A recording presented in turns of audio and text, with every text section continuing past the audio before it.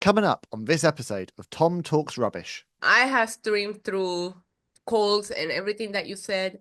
For me, it's like more of the mental thing. I'm the physical stuff. If I'm physically sick, it's like, okay, well, I'll get over it, right? Unless it's something where I just can't speak or it doesn't come across Yeah. good on camera. For me, it's more of like, am I feeling myself? Because I told you, I never want to come on camera and be fake or be boring or just be hate watching, you know what I mean? Because Oh I'm yeah, just yeah, not yeah. in that mentality where I'm like, I hate everything that I'm watching, but it's because I got in a fight with someone earlier on. I don't want to be here.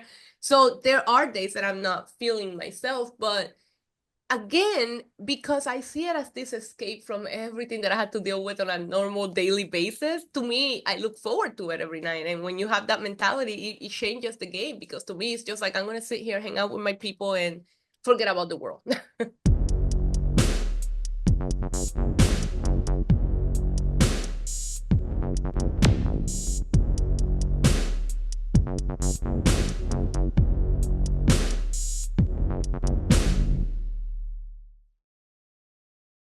What's going on, guys? It's your boy, Tom Topsharish, and today I'm back with another video. This time, I'm joined by the one and only Isa, the Demon Diva. So, welcome to the show.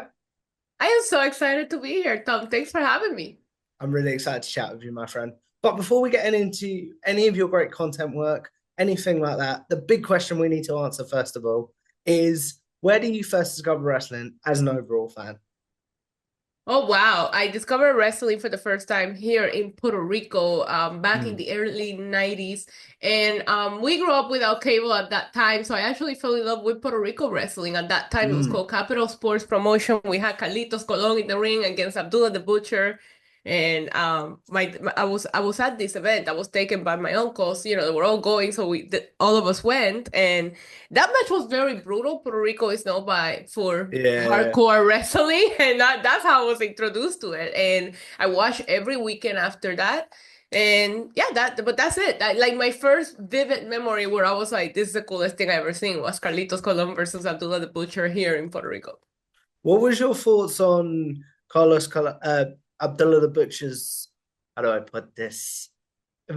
Things with a blade, for lack of a better word, and his hardcore style, as you said, Puerto Rico's known for its hardcore style. But as a child, do you remember your thoughts on it at the time?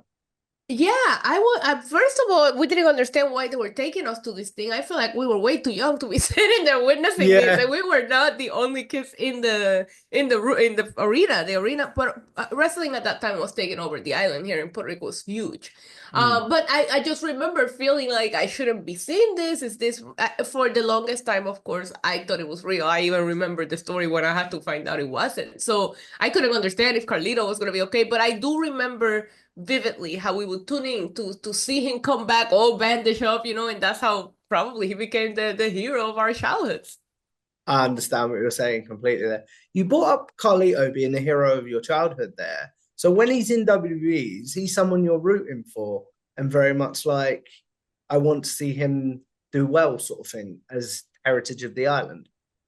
Yeah, it's definitely something. When he got inducted into the Hall of Fame, my whole heart exploded just because of what he represents to us that grew up here. It's a whole Mm. different culture, it's a whole different vibe. Now, of course, we all have cables, we all have streaming services. So the kids today do grow up with the WWE. You probably saw that a backlash Puerto Rico, how the crowd was into everything. Mm. But back in my time, not to age myself, that's not how it worked. These are the people that really carried us into later on once we found the American version of wrestling, getting right into it. But like Carlito represents to me those years of just going to the arenas. And if you didn't go, you had to wait until Saturday to watch. There was no social media, there was none of that to find out what was happening.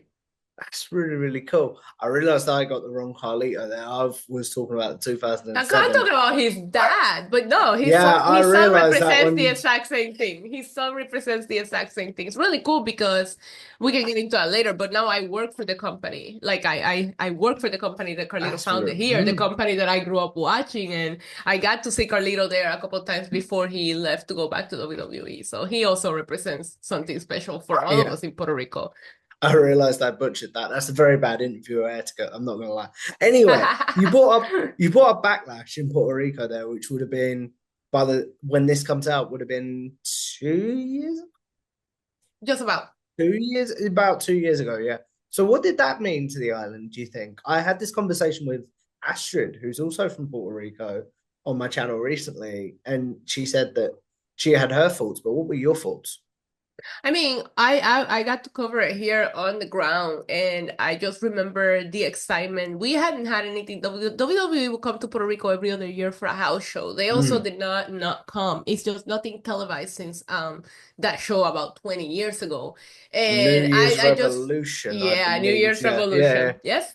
And there's a lot of people that have grown up without experiencing that. There's people like the situation in Puerto Rico is different. There's people that can't afford to grab a flight and go to the States to go enjoy what's on these shows. I'm very lucky that I get to do that, but I know that there's a lot of people here that can't.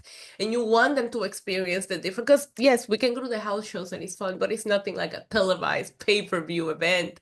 And I knew the crowd was going to show up the way that they did because I see it here every Saturday on a local Mm. little wrestling show. It's one of the most exciting, vivid crowds. Wrestling is part of our culture here. Like it's a big deal. So for me, it meant seeing people that I get to see at the arenas here when I go to the events and all that, like get to experience things that I know they can only dream of because they never like gone. It was Mm. awesome. I was gatekeeping, if you want me to be honest. At some point, I was telling people, no, don't come. Let the people from here get their tickets. Some Yeah, people I wanted to get you. travel. Was I it did some crazy gatekeeping. I'm like, no, this is not for you. as somebody that's from the UK, as we've spoke about in DMs and things like that? I was very much like that with All In. We've had All In Yeah. the last couple of years. It's like, don't travel. Don't you can be in America all the time. Give us our Yeah, flights. Give us our time. I feel the same way when it comes to you. I feel the same way about everybody. So I'm not trying to be unfair about Puerto Rico because I did gatekeep and I was very Mm. outspoken about it. But I feel that way about I would like to go to a wrestling event in the UK if you want me to be honest. But I haven't traveled to any of the big ones. I watch them here from home because I feel like let the media from over there enjoy what they don't get to enjoy all the time. Let the fans enjoy it. And I mean, all in. Listen, you guys do have a big stadium. Ours wasn't that big, so we didn't have a lot of tickets to play with. Mm. No, I do see that point. I do, but I just thought that's a similar comparison, and I do see your point. I love that you did that because I completely understand where you're coming from because I was the same way. So you talked about covering wrestling and things like that. So how does it go? Where? How does your fandom improves the wrong word, but grow from going to that show? You talked about is it an every Saturday thing? So do you remember the first time you watched the WWE though? Yeah, I watched WWE. I believe it was a Royal Rumble. I'm trying to recall which one it was, but I'm gonna be honest with you. My sister gave birth to my first nephew, and I Mm, still I still lived here because I moved to the States for about 20 years. I just moved back to mm, Puerto Rico recently, and she gave birth to a boy, and he ended up loving wrestling since it was tiny, and that's when I started watching again, like especially WWE because I wanted to bond with my nephew. So I remember watching Royal Rumbles with him. I remember watching WrestleManias with him and getting caught up with everything that was going on. mm, Um, once I moved to New York City, I promised him that I would take him to a show because of what I mm. was telling you earlier. A lot of the people from here don't Oh get to yeah, experience it. So when I moved to New York, I took him to the first episode of Raw that aired from Barclays Center and I fell in love with the live experience. It was love oh at first yeah. sight for me. After taking him and experiencing how much fun the show was, I never looked back. What brought you to New York? Was it wrestling or was it life That was or just me. It was a dream of mine. I always wanted to go to New York and live there and make it and see if I could, and I did. what was some great things about living in New York? Everything. Listen, New York City is not for everybody. That I will tell you one thing. I don't think there's a happy medium with New York City. You either love it or you hate it. It's for you Mm, or it's not. There's no happy, medium. I love I love the attitude of the people in New York because I'm very much that way where you just mind your own business, do your thing and kind of keep going. mm. And I love the fast-paced living. I love the hustle environment. It's taught me a lot. There's no place like it. I have two homes. Home is Puerto Rico, but I have a very special place in my heart for New York. I love New York as someone that's been a couple of times. New York is Yeah, brilliant. the Anyway, best, the best place on earth. I fully agree with that. Anyway, so you talked about there living. How did moving? You talked about there as well, taking your nephew to events. How did having more access to wrestling though when you was in New York change your fandom in the sense of like, did you take it for granted, for lack of a better, until you moved back? Um, No, I mean, once I took him to that, I started going to everything that I could, and slowly got into the content creation from there. Like I told you, I never looked back, but at first, yeah, I was just a fan tweeting here and there, because back in Mm. like 2014, wrestling Twitter was a whole different bubble than what it is Oh yeah. today. And yeah, so I don't feel like I took it for granted. I actually felt like once I moved to the States, I was like, I'm gonna try to do everything that you don't get to do in Puerto Rico. Now, I don't complain. Life here is beautiful. It's 80 degrees outside right now. We have the beach. It's paradise, right? People pay to vacation Oh here. I yeah. live here. Oh yeah. But you don't get to do these kind of crazy things where you get in a car and you end up in a whole different side of the country and all that. So I decided when I moved to New York, I was going to do everything that I knew that I couldn't do here. And, taking advantage of every opportunity and just living life, going to events was part of that. What was the event that you're like, before we get into your content creation side, do you remember a specific event that you're like, I can say I was there for that while I lived in New York, and I'm very happy that I was there? Ooh, there's a lot. But do you remember that SummerSlam with John Cena and Seth Rollins? Seth Rollins had the white attire. We had Is this where Undertaker John and Brock. Stewart? Is this where Yes, John Stewart? yes. Yeah, yeah, yeah, yeah, yeah. Ruined such a good match. But that is Yes, like yes. that is an event that I remember fondly. That's the era. I think we have 4 SummerSlam weekends in New York, which was great. I was Something very like that. spoiled, that period of time. But that is the event that I remember just knowing that I was all in. Like I was so excited. I knew all the storylines. Like I have caught up. I have watched the old stuff. Like I was in. Like I was 100% in. So I remember that event. It has a special place in my heart. It's one of my first pay-per-views that I was like, oh, I'm a fan now. Like I know what's happening.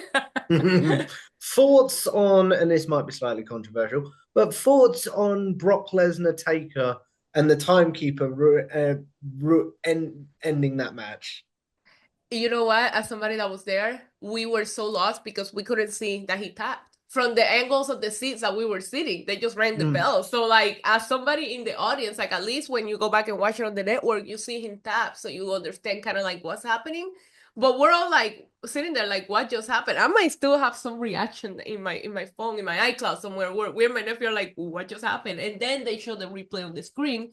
And that's when we start putting it together. So at that time, we kind of had to we didn't understand. Like we thought something, me and my nephew assumed that somebody had quit or that something happened where they had to stop the match due to somebody being hurt. That's what we thought was happening because we couldn't, our seats were not in the angle and we were higher up. Like there was no way we we're going to see that tap from where we were at that point. What about, I'm trying to remember anything else on that card. I should have looked that card up. I'm not going to lie. But you spoke about SummerSlam 15 there and the fact that New York got a lot of SummerSlams. Does this mean? Oh no, it was the year after. I think that was the year after that they had Takeover. It wasn't 2015, was it? That Takeover. I can't remember. I think the main event was Taker and Rollins. I can't recall, but I believe that was the main event. I told you I went to so many SummerSlams that they all just kind of like like you know what I mean? Like they're all Blurred in there. I together, remember sort of the thing. matches. No, but 2016 was AJ Styles and John Cena. That's right. What was your thoughts on that match? Oh, I loved it. I loved every second of it. It's really funny because my nephew got me into wrestling and he's the biggest John Cena fan, but I'm not. And I feel like when he got me into it, he wanted me to love John Cena so much. So he hated the fact that because when we went to 2015, I was rooting for Rollins. When we go to 2016, I'm rooting for AJ Styles. He's like, what is wrong with you? Why can't I get you to like John Cena? I'm like, he's just not for me. But I vividly remember every John Cena match because of the arguments back and forth with me and my nephew because I would never take the Cena side of things.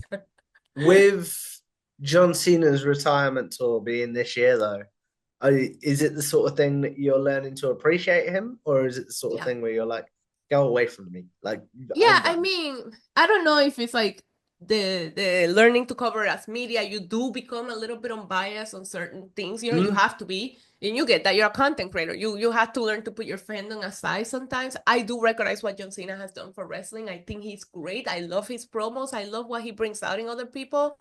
And I was streaming, I was doing a watch along for the Raw debut on Netflix, and I know that was the beginning, of the farewell tour. And I even said out loud in my stream, I was like, we better take all of these moments in, because when Oh he's yeah. gone, we're gonna be like, man, I miss Cena. Even the people that don't like him. For me, the John Cena sucks is banter. Is banter with my nephew.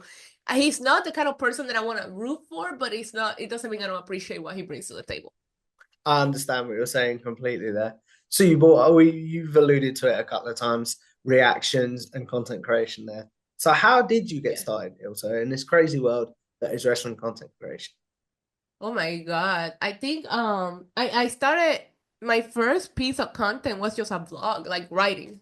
It was a blog where I would write like top 10 lists and opinions on some of the shows and all that.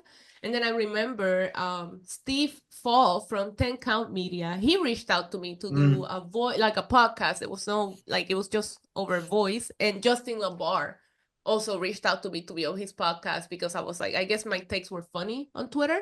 So that's how I got started as far as talking wrestling. When it comes to the content creation of things, this is a real story. I went to an episode of Raw after SummerSlam with Justin LaBar, and we were sitting next to each other. And I'll never forget, I guess the things that I was saying were so funny to him that he was writing them down.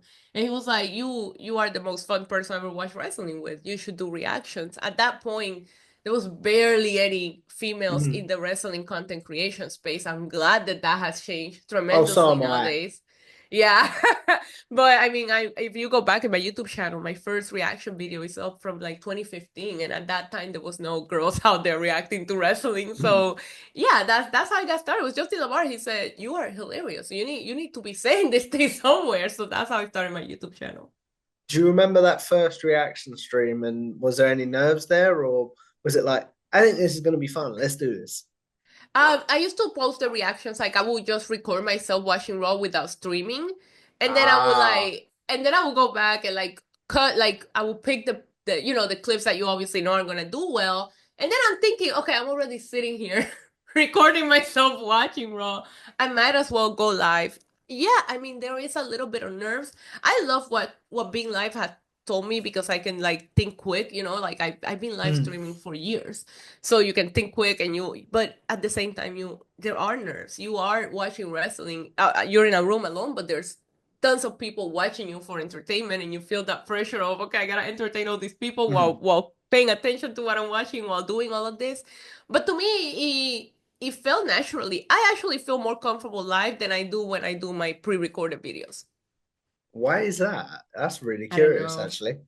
I don't know. I can't even figure it out, but I don't, because I feel like I'm very unfiltered, and that's like, I know my content is for some people and not for everybody, because I'm very unfiltered. I'll tell you my opinion, and I feel like I don't want to come off as rehearsed, because I think that a lot of the things that my audience have always told me that they like about me is that I am who I am. And when you're pre-recording, you kind of script, you have your bullet points, and I'm like, am I coming off plan? I don't want to come off plan. I want to come off as me. A lot of the times I do make the videos with that, just bullet points, and I just speak my mind that way. It feels that way. But yeah, it's a weird thing. I'm more comfortable live than I am on a pre-recorded setting. That's really, really cool, though. How do you maintain that and keep yourself motivated to record, though, Ilsa? In the sense of, like, for example, in the UK, Raw airs at 1 a.m. Yeah, So in your time, I believe it airs like 9 9, p.m. 9 p.m. Yeah. So Yeah. it airs 9 p.m. And by that time, most people are thinking, I'm tired. I want to relax for the evening. So how do you keep yourself motivated, but also upbeat? So for lack of a better word, you're not tired and falling asleep on streams, sort of thing. Well, I'm more of a nocturnal person, always have been. It was a little bit harder when I first started, because I had a corporate job. I had my 8 to 5, so going to bed so late, it was different. But now I'm kind of fully dedicated to it, so I see it as that. Mm. And it's. But at the same time, I feel like the most important thing is, while I'm fully dedicated to it and it's my main source of income, I don't want it to become a job, and I don't want to take it that way. I still want to be the girl that's going to sit down and have fun watching wrestling, because to me, wrestling is like an escape. Life is hard, Tom. So I want to watch Oh wrestling yeah. to have a good time and forget about my problems.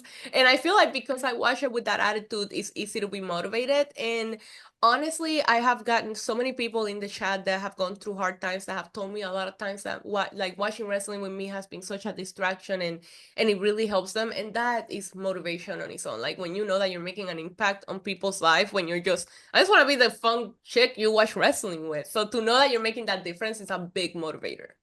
That's really, really cool. What's been the moment that maybe you've reacted to on stream that you're like, I'm most proud of my reaction from that stream?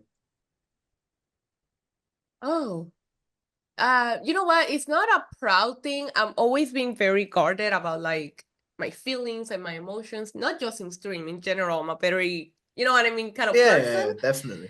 I will say, and I'm not proud of this, it was just heartbreaking, and I felt like I have people to go through it together. Was watching that video package that they did for Bray Wyatt because Oh wow. I was a huge Bray Wyatt fan. He's still a favorite. I still get a nod when I talk about him. Mm, And I never, I'm not one to cry on stream. Yeah, I scream and say stupid crap, right? But I'm not one to cry on stream or do that kind mm. of emotion.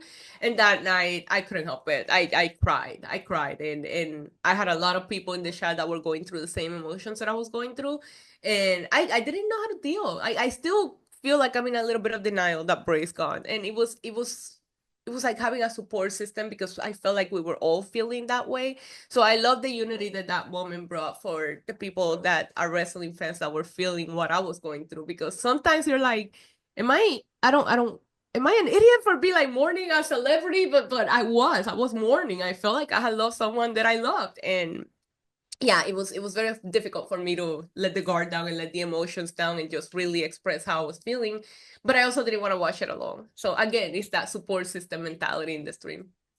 How do you talk about not wanting to watch moments like that alone, sort of thing, and getting the feedback from others that like you've helped them through dark times watching wrestling and stuff like that. So what does it mean to you to know that you're going to be you are a soundtrack for people that maybe don't have wrestling friends, as I call it, but can watch it with you? So what does that mean to you overall? It means the world to me because I have made a really amazing amount of real life friendships. People that I might have started watching their content, they might have started watching me, they have turned into real life friends because I feel like all of us have our wrestling friends and what we call our real life friends. For some reason, our wrestling friends are never where we live. For whatever Oh yeah. reason that is, right? You know what I mean? Like you have a ton of friends that watch wrestling, but they're not somebody that can watch wrestling with you. And that's why I started watching wrestling. I was like, okay, well, my nephew grew up. He's sorry about my dog. His name is Roman. Okay, he has an Oh. attitude problem. He wants to be acknowledged. Yeah. um, so my nephew grew up, like I told you, and he moved. Like he's now an active Marine. Like, Oh wow. give me 1 second. Let me let the door open for my dog. Can you edit this out? Yeah, yeah, yeah. Okay.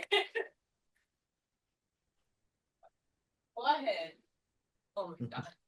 He's a little brat. Okay. No problem whatsoever. So let me go back to what I was saying.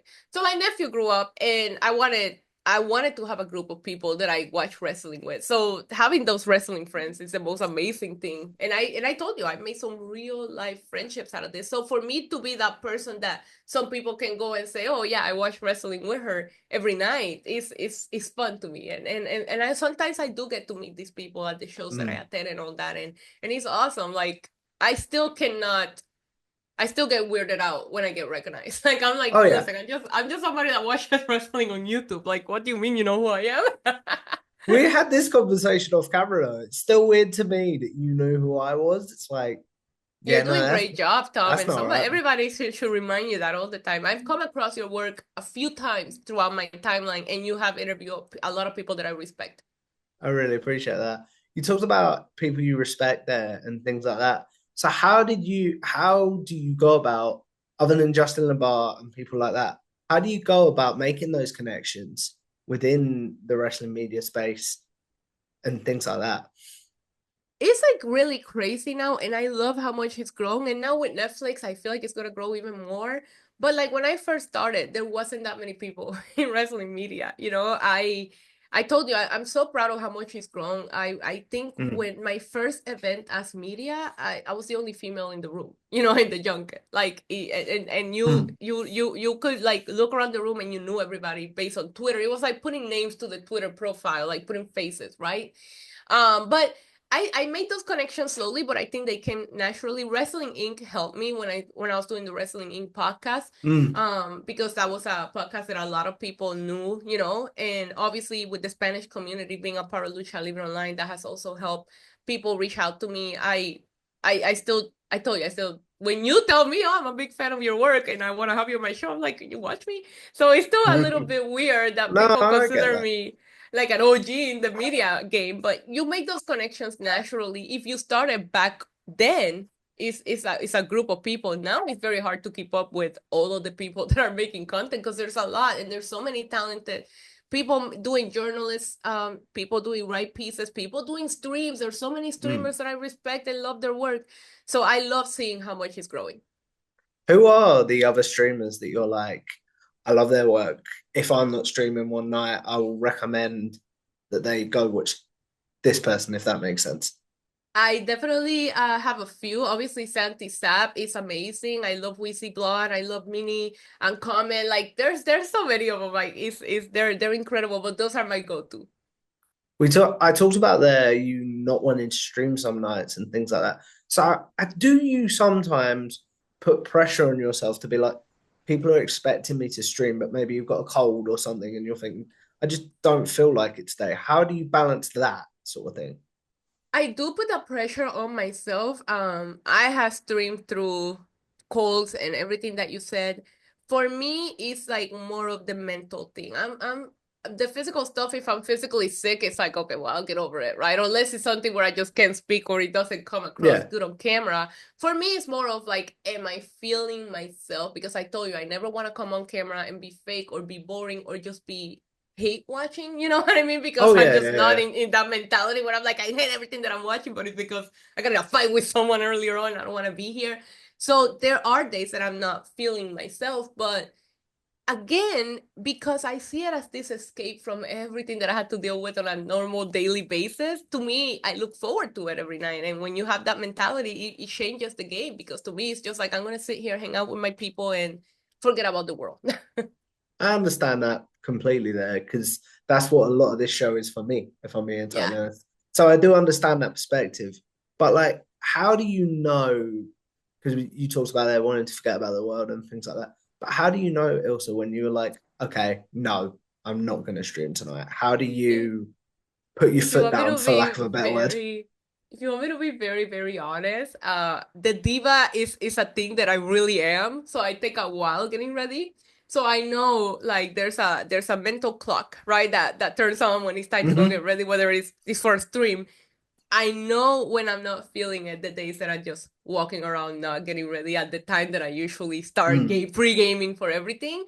I know that's an off day because to me, I told you is you have to if you want to make it in the content creating industry, and this is advice for everybody out there, you have to see it as a business. You have to see it as a Mm. job. So if you have a 9 to 5 and you know you have to get up at 7 to get ready and get to work on time, you have to see it the same way. Whether you're a streamer was, you know, there's a process that go in preparing for it. So for me, because I see it, I have that mentality and I see it that way. If I'm dreading, that's how I know it's gonna be an off day. But I try my best sometimes to still fight it out because I do have a great chat that will like completely. There are times that I go on and I'm like, I almost didn't stream today, and by the end of the stream, I'm like, I'm so glad I went Oh live. yeah. So yeah, but to me, I can sense it in my attitude before going live. You talked about there being the diva's real sort of thing. So Yeah. how what is your prep like for when you know you're going to stream? Like last night as we record this, for example. Oh, well, last night was special, right? Because the Raw on Netflix a big deal. But yeah, I mean, there's the getting ready, doing my hair, doing my makeup, picking my outfit.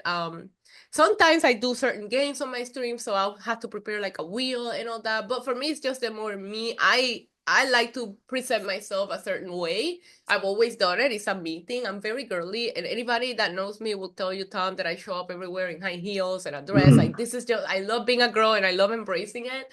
So a lot of times people the other day my nephew FaceTimed me after I got done streaming. And he's like, "You're wearing heels in your apartment?" And I'm like, "Listen, I get dressed as if I'm going out somewhere for my streams." So yeah, the prep goes into all of that. Is how I present myself. And a lot of people will see it as me trying hard, but it's just me being me. There, you can see pictures of me from when I was like 1 year old in a dress. This is just how I've always been. I understand that completely then. But how do you then decompress from a stream? Because Ooh, like you can imagine, I can imagine as someone that's done a few streams and like things like this, you're wired afterwards, aren't you? yeah. You're on a high. How do you decompress from that? I call it my dark time. When I get done being live, I barely talk to anybody. Like I will put my phone do not disturb, Mm. go lay in the dark because I have like 3 lights on me at all times when I'm streaming. Believe it or not, I play a game on my phone.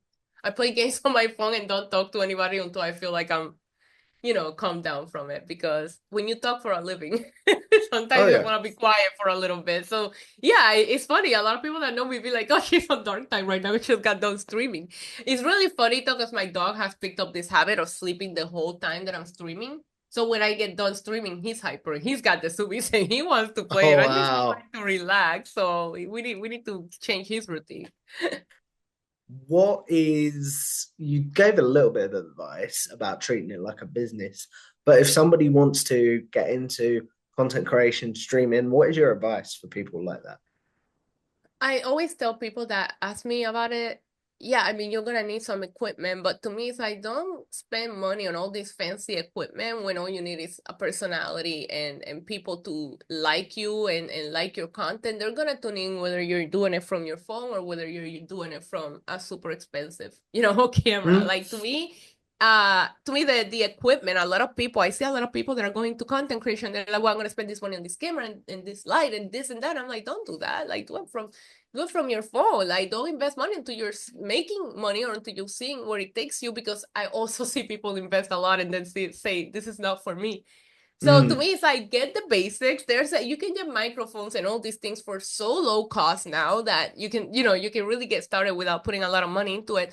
Work on what you want to be. And my second biggest piece of advice is be consistent. If you decide you're Mm. gonna be a streamer in wrestling, it's hard. It's hard. We're there 4 nights, sometimes 5. Like it's not an easy if you want to stream for every show like I do. Like I do NXT, I do Dynamite. So be consistent. Don't start and then quit halfway, because it's not easy. It's a lot of hours of work. You brought up there the fact that you stream every show as well. So how do you make sure that you still have your own interests outside of wrestling and things like that? How do you maintain that sort of work-life balance, for lack of a better phrase? Every once in a while, it's like really funny because you start booking vacations or friends, like friend dates and all this around wrestling, but it's a reality that happens. For me, being back in Puerto Rico, I have made it a point to at least like enjoy the island, because I feel like I took it for granted when I grew up here, because you Mm. have it and you don't care. So now I do like to go explore the island a day that I have off, like go. I've been more spontaneous lately, which is not a meeting, but lately I'm like, I'm gonna live life. So every once in a while you do have to make those decisions that you probably wouldn't. But yeah, it's a matter of keeping track and balance. For me, as long as we can meet up during the day, I'm game. But everybody knows that at nights I'm busy. But yeah, I try to like do the balance things. Like during the day, I still go to the gym every day. I think we talk off air when we were trying to set up a time where I was like, let's do it at this time, because I go to the gym in the mornings. Yeah, yeah, yeah. That helps me keep my head clean. I'm still a huge Yankees fan, so baseball is my thing. In October, my stream's turning to dual watch alongs, because I still want to watch my baseball playoffs. It's a matter of knowing how to balance without obviously letting it affect what you do.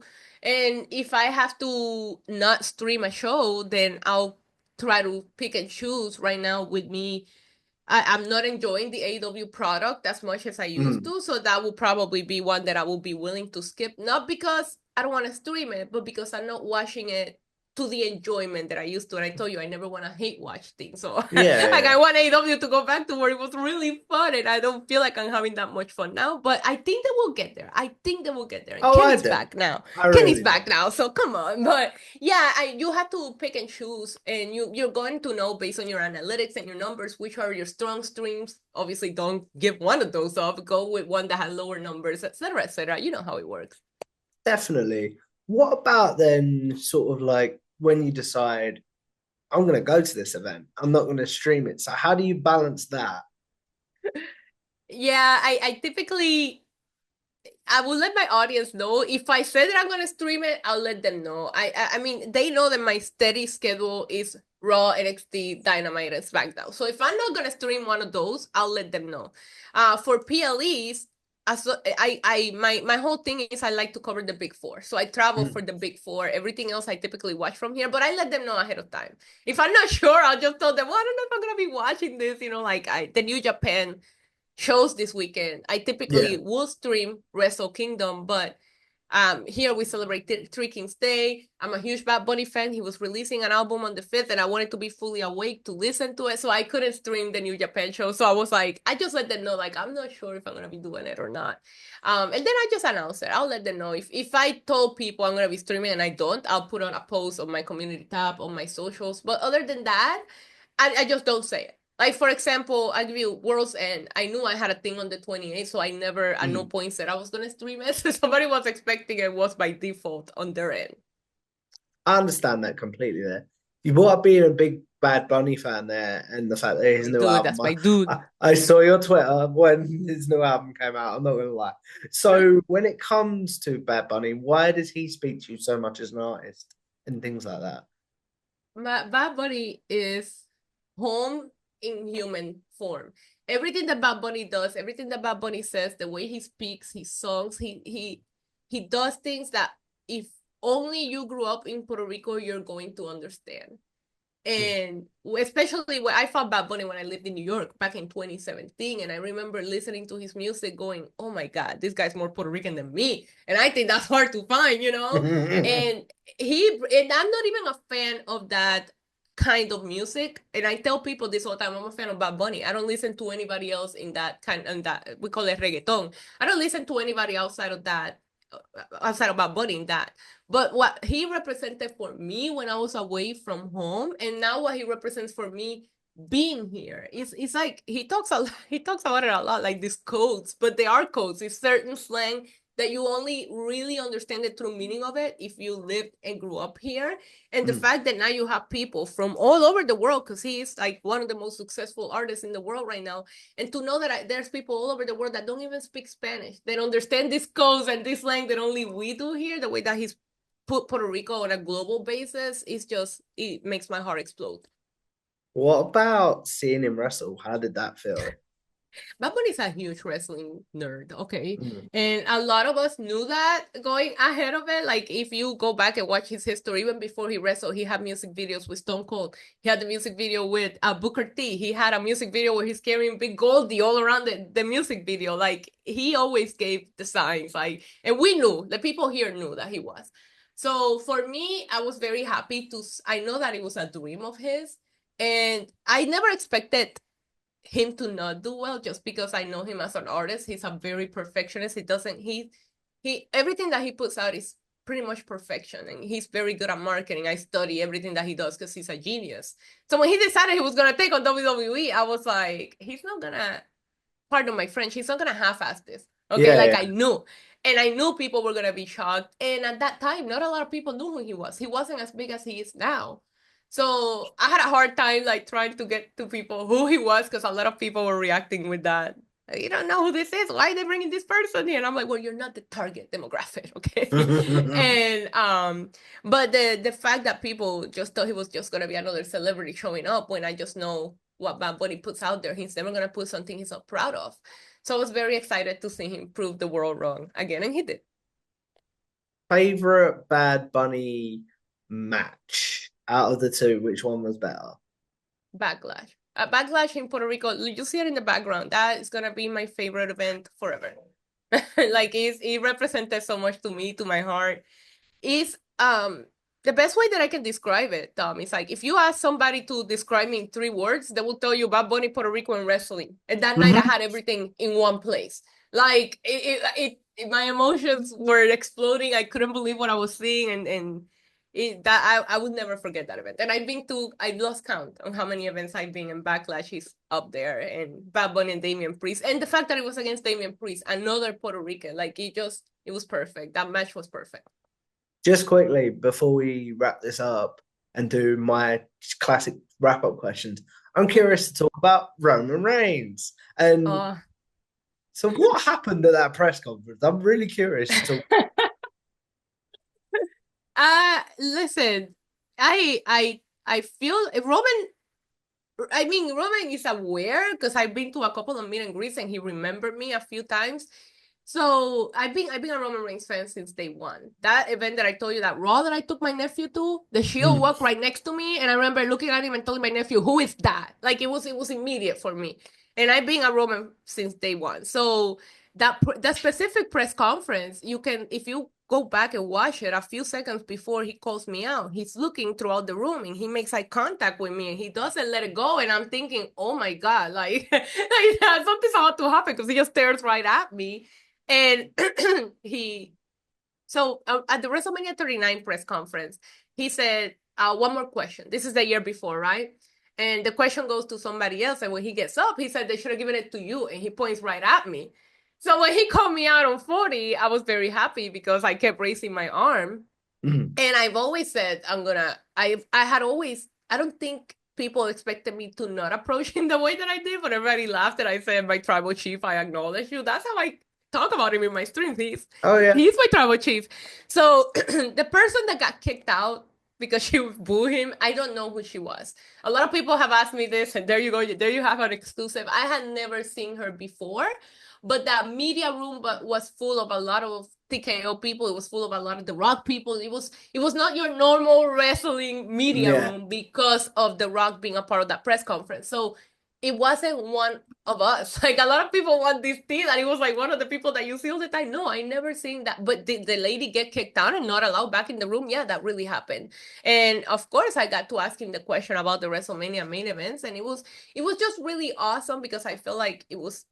I don't know if it was. I would like to think in my heart that it was a moment of giving back, because he knows that I went from fan to content creator to media, and no matter what, the one thing that I will never be unbiased of is my opinion on Roman Reigns. I love him, he's the GOAT, and he does no wrong in my eyes, no matter what you say.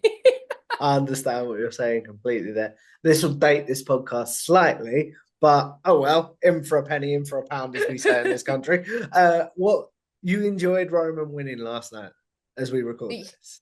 Very, very much. I thought it was overdue, and I did like the match a lot, because there was a couple of times that I thought Solo was gonna walk away with the win. I do have to give Solo some credit. I thought that ever since Roman came back at SummerSlam, and Solo has really have to up his game with the tribal chief stuff, he's been incredible. Like I've actually laughed and enjoyed a few of his things, but I'm glad to see Roman get the Ula Fala back, and I can't wait to see where it goes from here for him.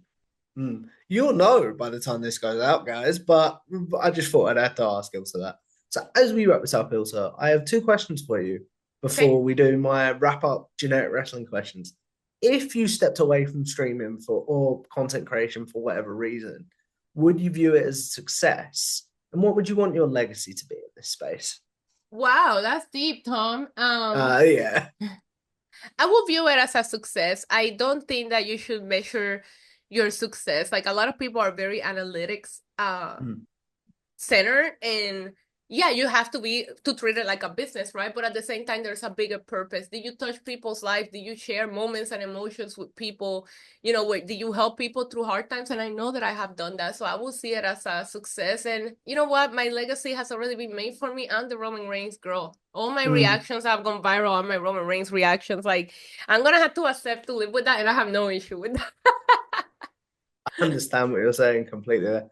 As we wrap this up, guys, we are going to do our classic wrap-up segment, which is generic wrestling questions.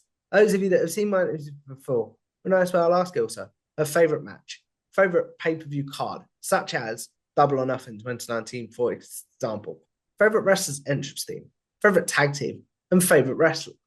Basically, the questions I assume you're asked on social media or in your case, in live streams. So now you'll have a place to be like, guys, I have answered this. Please go watch this. So, what's your favorite match? My favorite match of all time? Hmm. Uh it's definitely Backlash with Diamond Priest and Bad Bunny, but it's completely biased and it's because of how I felt emotionally attached to that match. I understand what you're saying completely there. What about, and I've got a wild guess, but what about your favorite pay-per-view card overall? It's Backlash Puerto Rico. Why does that, we spoke about it a lot, but why does this one speak to you as a fan? It was a dream come true. It was at home. It was everything, you know. It touched all my senses, Tom. I can't describe it. It felt like a drug. Okay, I need that high again, actually, because it was incredible. I understand what you're saying completely. What about your favorite wrestler's entrance theme? My favorite wrestler entrance theme, it definitely has got to be, well, I mean, it's not a theme, but the Undertaker gong, every time I hear it, it just like goosebumps every single time. So every time I hear that gong, I felt such a way that, yeah, it's definitely that. You're the only one that'll understand this, so I'm going to ask you this. Last night, as we record this, he came back and gone, but then he came out on the motorbike. So thoughts on that hybrid character, as we know he's never going to really have another match. Right. I don't have an issue with it. I think Undertaker is just having fun. I think giving the gong to this new generations of fans is fun. And I think that the Netflix show, I want to see how they present him if he shows up later. But because the Netflix show was kind of made for people that maybe haven't been watching for a while. So hitting the gong, at least you know who you were gonna get. Where if he came out as the badass, maybe a lot of people would have taken them a little bit to put together what was happening. I understand what you're saying completely there. What about your favorite tag team? My favorite tag team of all time is the Usos. Why do I they think they're speak to you as a incredible. fan? They're incredible. I think now people are really seeing them and giving them their flowers. But the Usos have had an incredible reign, and the matches that they put on, 10 out of 10. I love them, and they're just so cool. Does Jimmy in the future become a single star the caliber of Jey Uso?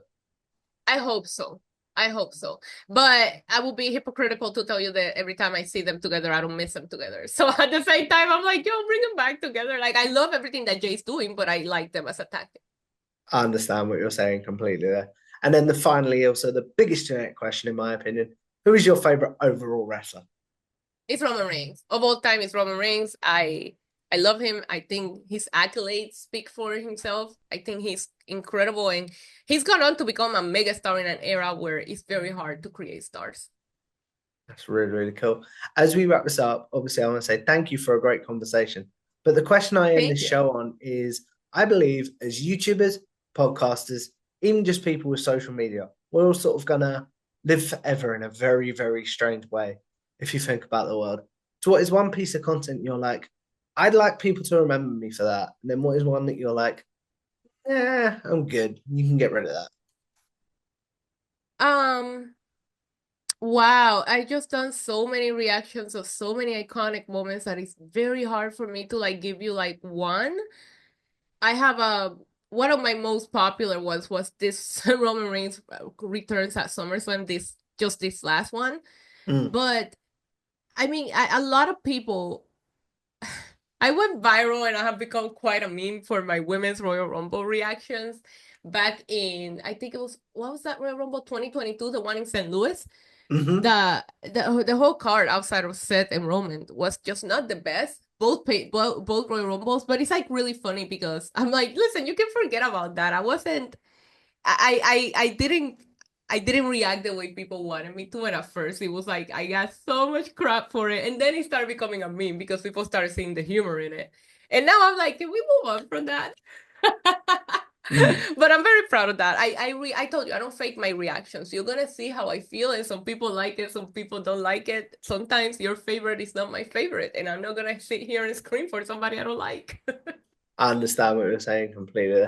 Obviously, like I said, I want to say thank you for a great conversation, but please promote yourself. Where can the good people find you, your work, etc.?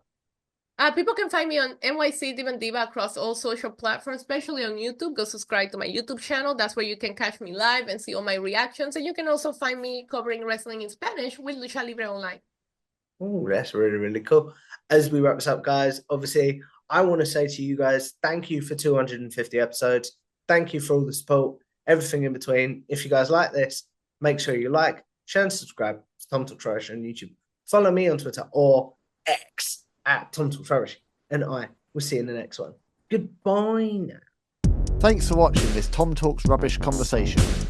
Before you go, please make sure you leave a like on the video, share it around, and subscribe to Tom Talks Rubbish on YouTube, as well as follow Tom Talks Rubbish on Twitter/X.